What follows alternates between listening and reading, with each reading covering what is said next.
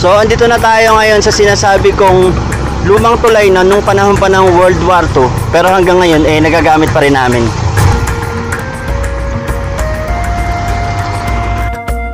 Ito na yung sinasabi kong tulay na kung tawagin yung design na to is Plaridel Bridge. So yun nga lang, yung tulay na to may mga sira na siya na kailangang ayusin. Katulad nito, dito na yung mga bakal niya dito. Ditong part, meron din ditong mga nakalitaw ng mga bakal. Katulad din ito, nakalitaw na yung mga bakal ng tulay na yan. So kailangan na talaga siyang i-repair o ayusin. 1940 nung gawin ito.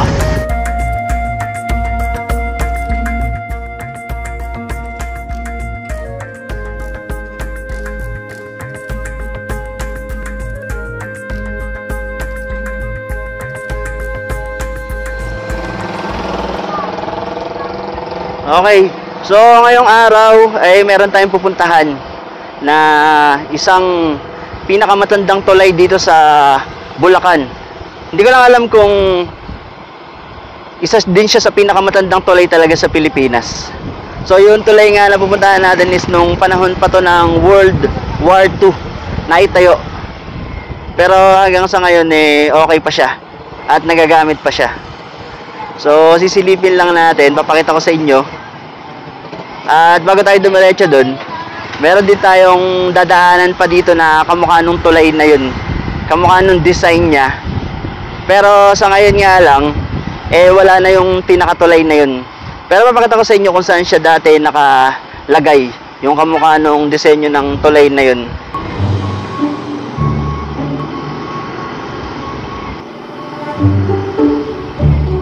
Okay, so ito na yung sinasabi ko kung saan dati nakalagay yung kamukha nung tulay na yun. Ito yun, dito sa mismong kinalalagyan nitong tulay na tong bagong disenyo na to. Ayan.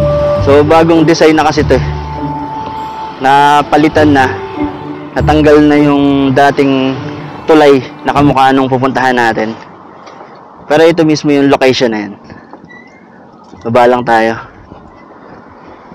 pakita ko lang sa inyo to saglit. Ayan. So dito mismo yung nakalagay sa part nitong mismong lugar na to. Ayan. Dito siya tinanggal. So yung part na to is, ito yung tulay na nagdudugtong sa Barangay Santo Rosario or Tangos kung tawagin kasi itong talipapa dito. Tapos pagtawid dito, ito yung barangay ng San Nicolas. Tapos pag dumiretso pa doon, Sagrada. Tapos Santa Elena pa San Pablo. Pero pag kumaliwa dito, part na yan ng San Nicolas pa rin. Tapos pa San Sebastian hanggang marating mo na yung pinakapoblasyon o yung Kabayanan. So may lusot dito papuntang bayan. Tapos pag papunta ng Malolos, doon diretso. Etong diretso na to dito, daan din to papunta doon sa Malolos. Umuulan-ulan na. Ayan, so dito yan. So kaya ito napalitan, itong mismong tulay na to, dahil hindi na makadaan yung mga sasakyan na bangkang ganyan dito. May mga malalaki pa dyan na kung tawagin is Norway. Kaya ito, pinalitan na. Kasi luma na rin at hindi na rin makakadaan yung mga gantong bangka, kaya siya napalitan. Bukod dito, may pinalit pa dito dati, bakal. Pero ngayon, semento na yung naging kapalit. At mukhang mas matibay siya kumpara dun sa dating bakal. Kaya lang, wala na yung lumang tulay dito. Dito din, nandito yung mga bagsakan ng mga hinuhuling mga bangus. So ito para tong konsignasyon ng mga sariling may-ari ng mga fish pond. Nasa harap natin. Tapos dito din sa kabila, sa KK, meron din sila dito. So pag nag-harvest sila, yung ma-harvest nila is meron ng mga pagdadalan nun kadalasan. Dinadala nila sa iba't ibang lugar, sa Iloilo, sa Lucena, sa ibang mga parte. Ayun, so iba't ibang lugar. Alam ko mga tawid dagat pa yung pinagdadala ng mga bangus dito. So dito na nila yon kinakarga. Tapos hanggang dalhin na kung saan nila ibabagsak yung mga kalakal nila. Ganon din dito sa part na to, ganon din yung ginagawa nila So ikakarga nila yun sa mismong mga cooler. Shoutout daw kila kuya. Tapos pagkalagay doon, isasakay nila sa truck, di-deliver na nila o dadalhin na nila kung saan nila ibabagsak yung mga yun. Tapos dito rin nagpipick up yung mga namimili. Pag kami bumibili minsan, bibili nila yun, tapos pipick upin na lang nila dito, sasakay na nila sa truck nila. Diretso na kung saan din nila dadalhin ng mga namimili dito. Ayan, so ito yung tulay na yun. Dito yung part na yun. Kaya hindi na natin makikita, wala na, binago na siya.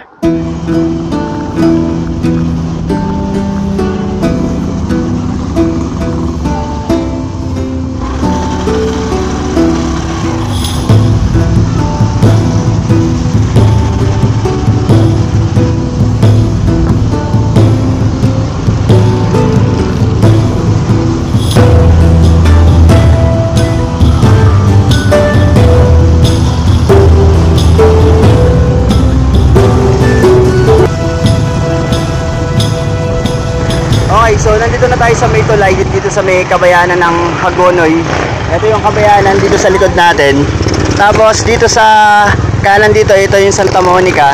Itong part dito sa kaliwa, ito yung part ng San Jose. So dito tayo nang galing. Ito yung tulay dito sa kabayanan. Itong tulay na to ng kabayanan na to, yung design nito, kamukha din siya nung design dun sa pupuntahan natin. So dati din, ito kasi napalitan na. Nagawa na din siya, inayos na din siya.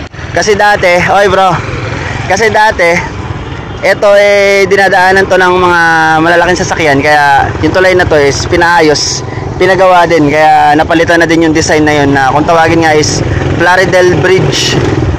Kaya lang, iba na din yung disenyo niya kasi buhat nung palitan at buhat nung iayos yung tulay na to. Wala na din dito yung design, iba na rin to. Tapos ito yung pinaka-palengke o punduhang bayan ng Hagonoy, Bulacan. Diyan binababa yung mga huli sa dagat.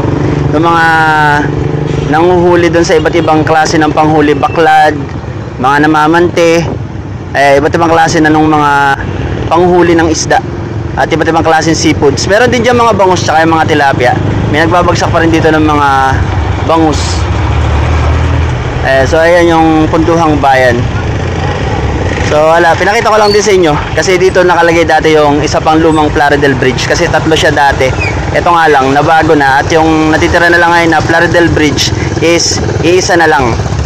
Yun na lang yung pupuntahan natin ngayon, nag-iisa na siya. Okay, so diretso muna tayo dito, may papakita lang ako sa inyo dito.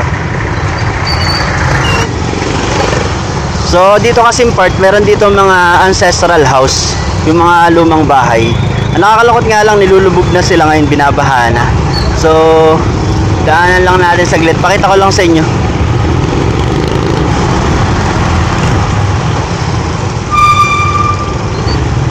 Ito yung isa oh. Ayan oh. Ancestral house. Inaabot na din yan ng baha pagka medyo malaki yung high tide dito. Pero kahit hindi kalakihan, inaabot na din siya. Basta tuwing may high tide dito, madalas naman high tide dito sa amin sa Hagonoy. Yun yung isang ancestral house. Hindi ko lang alam kung ano yung history nito. Wala akong masyadong alam pa dito sa ano na to, bahay na to. Hindi ko pa rin napapasok yan. Wala pa ako napapasok na ancestral house dito sa Hagonoy, dito sa amin. Dati meron din dito kila Gov Attorney Tomas Martin. So dati pagtatrabaho ng kuya ko. Kaso wala na din siya. Nadala na siya dun sa part ng Las Casas sa Bataan. Tama ba yung pagkakaano ko ng pangalan? Basta dun Las Casas Acosar yata yung tawag dun sa part na yun, kung saan dinadala yung mga lumang bahay. Kumbaga parang pine-preserve nila dun para pagka gustong dalawin ng iba, puntahan ng iba, makikita pa rin. Okay na din na nalipat dun yung iba kasi binabaha na nga eh. Ito pa yung isang bahay. Ayan. Kila Don Francisco naman to. Don Francisco Sebastian. Dating mayor yung may-ari nito. So saka ako nakakwento sa inyo yung kabuuan kwento dyan. Gusto ko mapasok yan eh. Pag napasok ko to, kwento ko sa inyo kung ano yung kwento dito sa mismo lumang bahay na to. Basta may magandang kwento yan dito sa amin sa Hagonoy. Itong bahay na to. Papasokin natin yan soon para makita natin yung loob. Ang ganda pa rin niya, oh. Pero mas maganda to dati. Kila Don Francisco Sebastian, dating mayor, kauna-unahang mayor dito sa Hagonoy, Bulacan. Meron pa ditong isa. So marami, pero hindi lang natin mapapakita lahat. Pero sana soon mapasok natin lahat yun, kasi gusto ko ring ipakita sa inyo yung mga ganun ba. Kasi ano ko kumbaga parang old soul ba yung mga tawag nila doon. Mga mahilig sa mga makalumang mga bagay, mga bahay, mga gamit, ganun. Dito, silipin lang natin dito. Magkakatabi lang yan. Eto, ayan yun, oh. Kulay puti. Kung tawagin to dito sa amin ng iba is White House. Hindi ko lang din alam kung ano yung istorya nito, kung ano yung kwento nito. Ayan, oh. Ancestral house. Wala akong idea dito.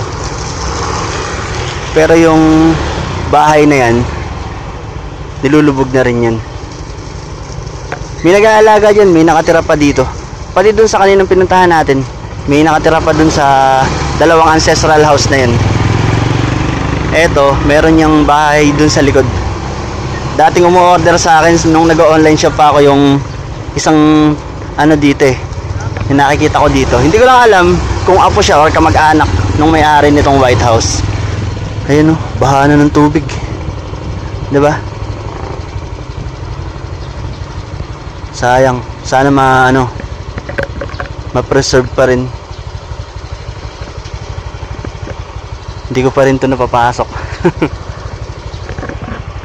Sana soon mapasok natin yung mga bahay na to para mapakita ko sa inyo. Ganda nung ano niya, design niya dun sa taas, oh.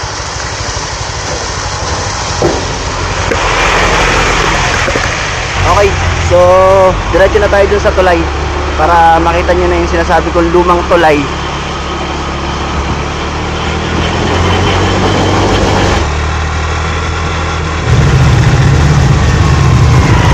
So andito na tayo ngayon sa sinasabi kong lumang tulay na nung panahon pa ng World War II, pero hanggang ngayon nagagamit pa rin namin. So ito na yung sinasabi kong tulay na kung tawagin yung design na to is Plaridel Bridge. Ayan. So yun yung lumang disenyo ng tulay dito sa amin at nung panahon pa ng World War II. So ayan yung itsura nya. Ayan.